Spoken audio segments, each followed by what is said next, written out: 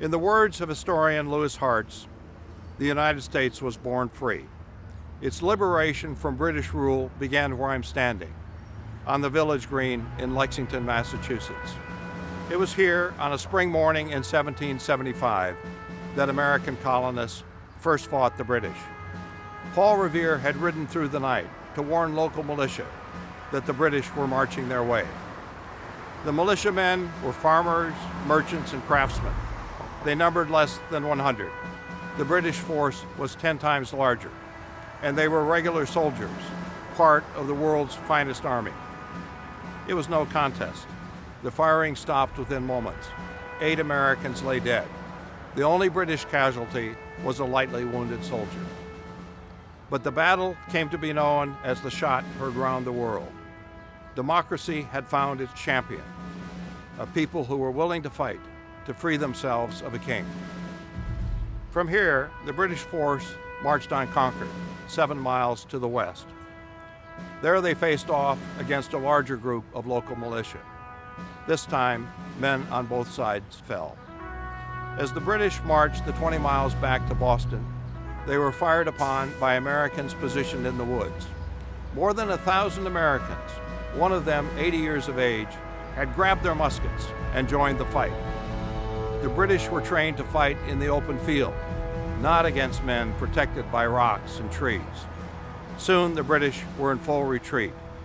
When they finally reached Boston, they had lost nearly 100 men, double that of the Americans. On that April day, more than 2 centuries ago, Americans fought for a different form of government, one where the people would govern themselves. That vision was idealized a year later in the words of the Declaration of Independence. We hold these truths to be self-evident, that all men are created equal, that they are endowed by their Creator with certain unalienable rights, that among these are life, liberty, and the pursuit of happiness.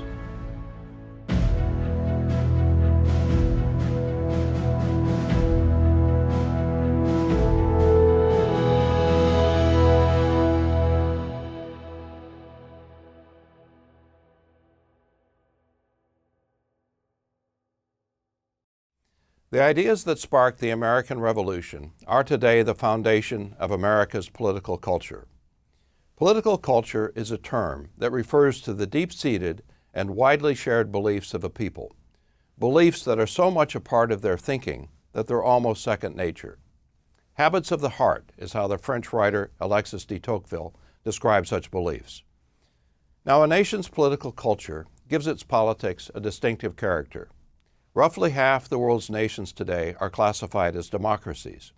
Yet, as a result of cultural differences, they differ markedly in how they're governed. German politics is not the same as Greek politics, any more than Japanese politics is like the politics of India. In this session, we'll examine the American political culture. We'll explore the origins and distinctiveness of Americans' political ideals. We'll talk also about the endurance and the challenges of those ideals. And then we'll conclude with examples of how these beliefs affect contemporary politics. Now, Americans' cultural beliefs originated in the nation's colonial period, which culminated in the American Revolution.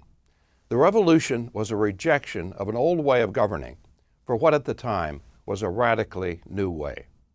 As James Madison, the nation's 4th president, said, "We were testing whether governments do better without kings than with them." But the revolution was more than a question of whether ordinary people were capable of governing themselves. It reflected a far-ranging change in how people thought. In the Europe that American settlers had left behind, power was in the hands of a small few. Hereditary kings sat atop the political ladder. Ordinary people were their subjects, possessing few opportunities and even fewer rights. It was an age-old system, and the British king tried to impose it on the American colonies. It didn't hold. The American continent was too big and too uncharted to be tightly governed. In today's high-tech world, it's hard to imagine what the settlers found upon arriving in the New World, the seemingly endless tracts of harsh and uncharted wilderness land. That untamed expanse gradually changed how people thought about themselves and about government. Why should they surrender their liberty to a king when personal freedom was as close as the next wilderness area? Why should they bow to a king when greater equality could be had by moving to the next frontier? Why should they work in the fields of a king? Why should they accept the age-old feudal system when land was freely available and could be made productive by their own hand? And why should they be governed by laws created by a king an ocean away when they knew their governing needs far better than any distant ruler? It was the gradual dawning of these radical beliefs that constituted the real American Revolution. As the nation's second president, John Adams, said, "The American Revolution started first in the minds and hearts of the people." The armed revolution served to crystallize what Americans had come to believe, that they should be free, equal, self-reliant, and self-governing. Today, the beliefs nurtured during the colonial period are the cornerstone of the American political culture. They define even what it means to be an American. The people of most countries derive their identity from shared ancestry. What makes someone French or Chinese, or defines them as a Turk or a Russian?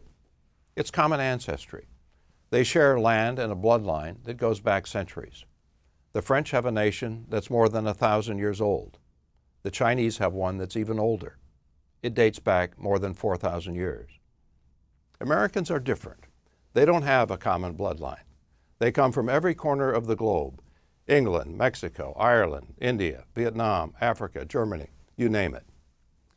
I was at a concert recently and struck up a conversation with the American next to me. As it turned out, he was born in Chad, a country in Central Africa. So what, in the absence of shared ancestry, is Americans' common bond? What do they share besides the fact they live in the same country? Writing in the late 19th century, the British historian James Bryce said that Americans' identity stems from the ideals that emerged during the colonial period. Bryce was struck by the fact that wherever he traveled in the U.S., people voiced the nation's founding ideals. At the time, the nation was still expanding westward, a frontier experience that further ingrained the beliefs that had sparked the revolution. Even today, these ideals, liberty, equality, individualism, self-government, are central to Americans' identity. Collectively, they've been called the American Creed. They have been imprinted in Americans' minds by rituals, such as 4th of July celebrations and the reciting of the Pledge of Allegiance by Americans' children at the start of each school day. They have also been sustained over time by the words of America's leaders. Abraham Lincoln's call for a government of the people, by the people, and for the people. Franklin Roosevelt's proclamation that we are a nation of many nationalities, bound together by the unity of freedom and equality. Joe Biden's claim in his inaugural address that unity is the path forward. But Americans' ongoing embrace of the nation's founding ideals is more than a matter of rituals and rhetoric. Americans have found that their nation's founding ideals are worth keeping. To be free of repressive government, to be the equal of others, to be economically independent, to have a say in your own governing. Those are abiding principles. Now, high ideals don't come with a guarantee that people will live up to them. The clearest proof of that in the American case is slavery. For 250 years, black Americans could be bought and sold, subject to the dictates of their masters. And even when freed by the Civil War, black Americans continued to suffer second-class status, denied access in the South to whites-only schools, hospitals, restaurants, and hotels. Unequal treatment was also the fate of Native Americans and of women. Asians too. For a long period, America made it clear that Asians were not wanted here.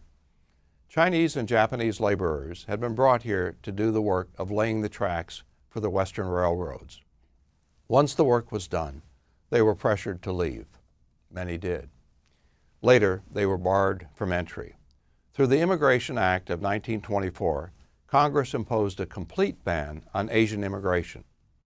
Not just Chinese and Japanese, but Koreans, Indians, and other Asians as well. Racism was behind these policies, but America's leaders found it more convenient to say that the Asian way of life didn't conform to the American way. In justifying the 1924 ban, President Calvin Coolidge said that those who do not want to be partakers of the American spirit ought not to settle in America.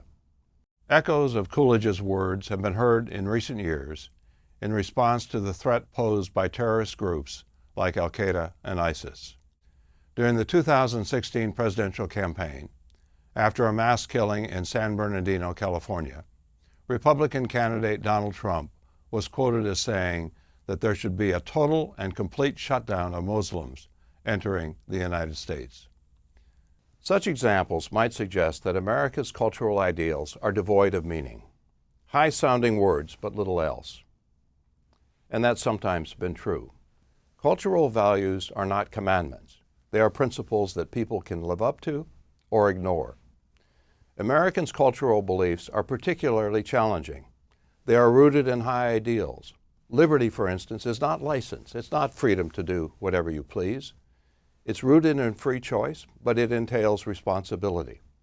Freedom up to the point where it infringes on the freedom of others.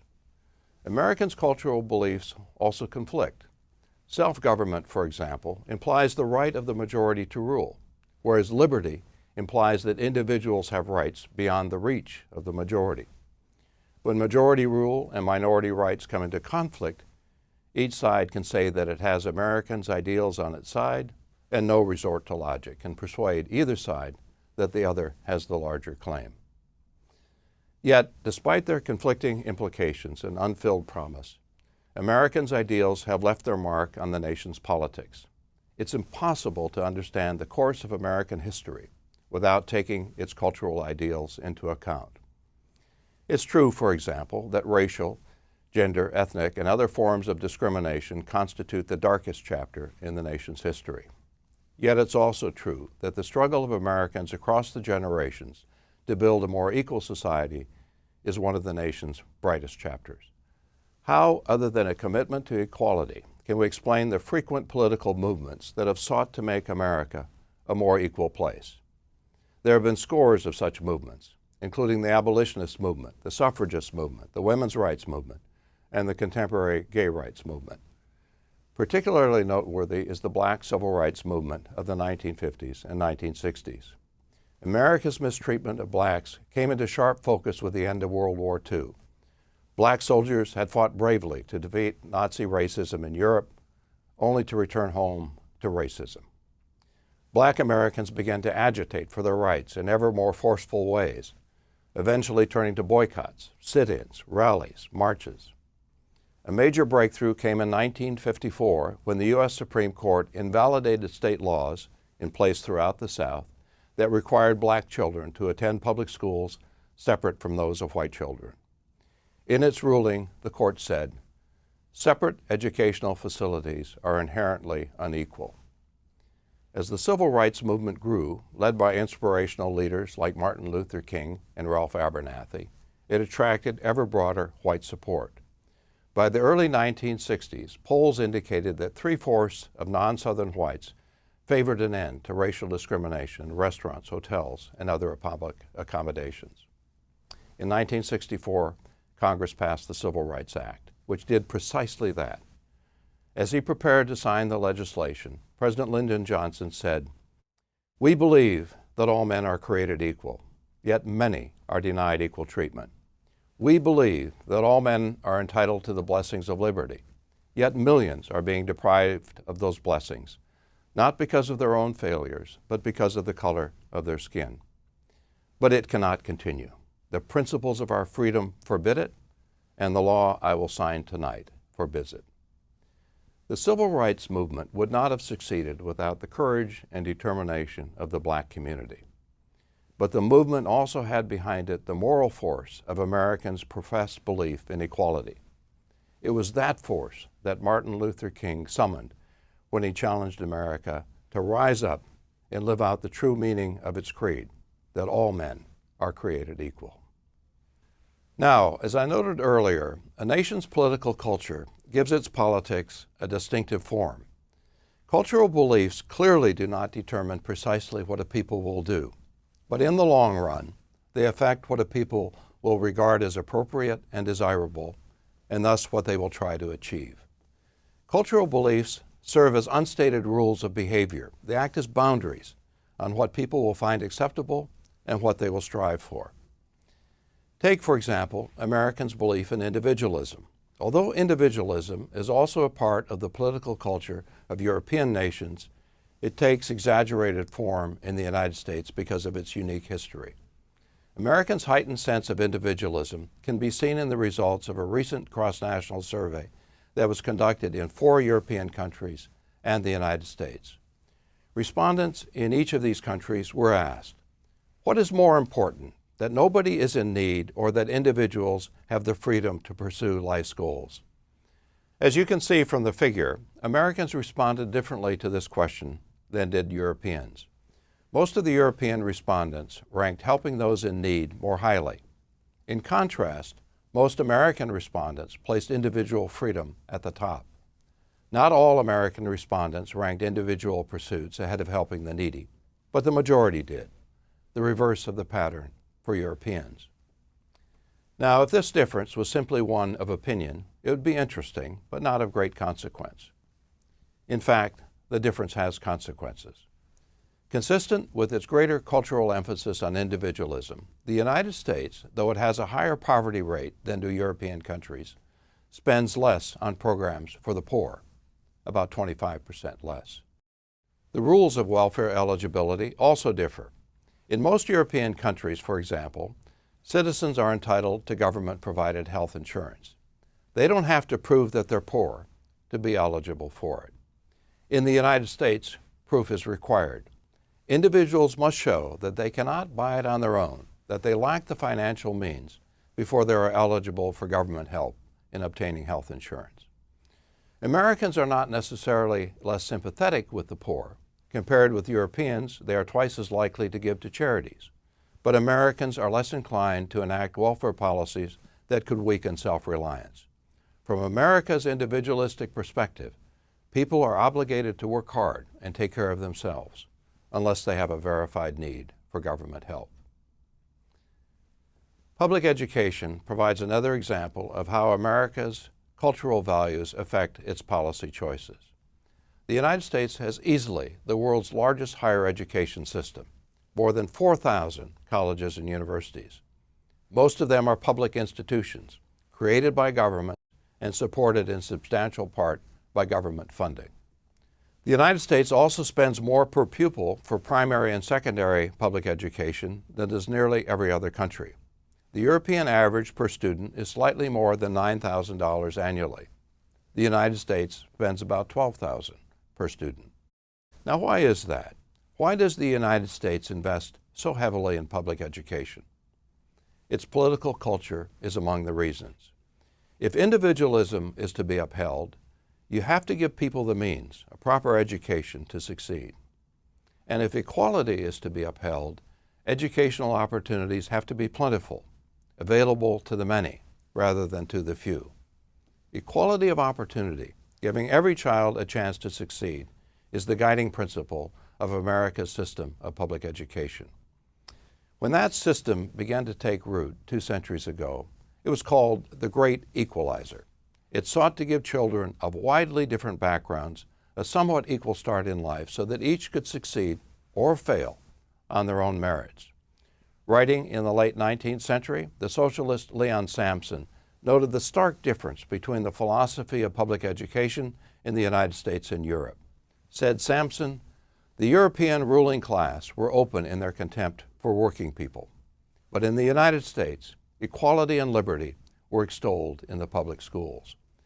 Sampson concluded that American schools embodied a unique conception of equality. Everyone was being trained in much the same way, so that each person would at least have a chance at success. Since then, of course, European nations have broadened the reach of their education systems. Nevertheless, differences remain. In some European systems, high school students are separated into those that receive pre-college training and those that get vocational training. In contrast, most American schools offer a relatively standardized curriculum. Each student takes more or less the same set of courses: math, science, language, and the like. Some American educators have questioned the wisdom of this approach. Given the differences in students' interests and aptitude, they think vocational training should be a larger part of the U.S. educational system. But a standardized education is consistent with America's core values. It's squarely in line with the principle of equal opportunity. I could give you other examples, everything from home ownership to gun laws, that illustrate the impact of America's political culture on its policies, but the point would be the same. Any assessment of U.S. politics must take into account the influence of its cultural values. It's far from the only important factor, as we'll see in subsequent sessions of this course, but it's one of them. Now, before summarizing what's been said in this session, I'd like to speak briefly about the nature of politics. Political scientist Harold Laswell described politics as the struggle over who gets what, when, and how. In other words, politics is the process through which a society settles its conflicts over who gets the benefits and who pays the costs of public policy. There are two basic reasons why conflict is at the center of politics. One is scarcity. Even the richest nations do not have enough wealth to satisfy everyone's demands. That sets up conflict over how a nation's resources are distributed. Everyone wants a piece of the pie, but the pie is not big enough to give everyone what they want. Consider, for example, the difference in the quality of America's public schools. Wealthy suburban districts have better school facilities than do poor inner-city neighborhoods. The reason for this is that public schools are financed in large part at the local level. Roughly half of school funding is provided by local taxes, and wealthier communities have a stronger tax base. In an effort to improve their schools, poorer districts have pressured state governments to equalize spending across districts. This proposal has been strongly opposed by wealthier districts, which fear it will weaken their schools. Such conflicts, stemming from insufficient resources to satisfy everyone's demands, are an everyday part of politics. Nearly any time that money, status, or other type of resource is at issue, people will fight over its distribution. The second major source of conflict in society is values. More precisely, values that diverge. One person's beliefs about what's right and wrong may differ radically from another person's. When such value differences exist around an issue of policy, conflict is almost inevitable. A case in point is the abortion issue. Ever since the Supreme Court in 1973 declared that women have a right to choose abortion, the issue has been a persistent source of conflict. To some, abortion is a woman's right to choose. To others, abortion violates the rights of the unborn. These are opposing beliefs and largely incompatible. One side would ban abortion, the other would leave the choice to the woman. How do you bridge that difference? Well, you don't do it easily. Ever since the Supreme Court's 1973 ruling, abortion foes and supporters have been fighting the issue in the courts, through street demonstrations, and in the halls of Congress and state legislatures. Such conflicts are an everyday part of politics. Whenever people's values clash, each side will fight to come out on top. Now, who wins out when there is conflict over resources or values? Which side gets what it wants? The abstract answer is that the winners are those with the most political power. Power is a basic concept of politics. Political scientists define power as the ability of an actor, such as an individual, group, organization, or institution, to influence policy or control the behavior of others. Influence and control, those are the marks of power. Actors with enough power can impose or cut taxes, prohibit or permit abortion, increase or reduce welfare benefits, you name it. Given what power can do, it's not surprising that much of what happens in politics centers on power, trying to get it, as in the case of campaigning for election to office, and trying to use it, as in the case of lobbying to influence legislation. In subsequent sessions, we'll examine the distribution of power in the American political system. Who has power in America and who doesn't? That's one of the most important questions to ask and answer about any political system. Okay, let's wrap up what we've said in this session. We noted that Americans' core beliefs, their political culture, originated in the conditions of the New World, particularly its vast tracts of wilderness land. It opened the minds of colonial Americans to a new way of governing, one rooted in beliefs about personal liberty, individualism, equality, and self-government. We also noted that these ideals have been passed along to each succeeding generation of Americans, ensuring their continuing influence on the nation's politics. Americans have argued over the meaning of these ideals, but not whether they're worth keeping. We pointed out some of the challenges that Americans face in living up to their ideals, challenges that stem in part from the demanding and sometimes conflicting nature of these ideals. We then looked at how these beliefs affect public policy, pointing out that they set boundaries on what people will regard as desirable, and thus what they will try to achieve politically. Finally, we noted that politics is the process by which society settles its conflicts over scarce resources and opposing values.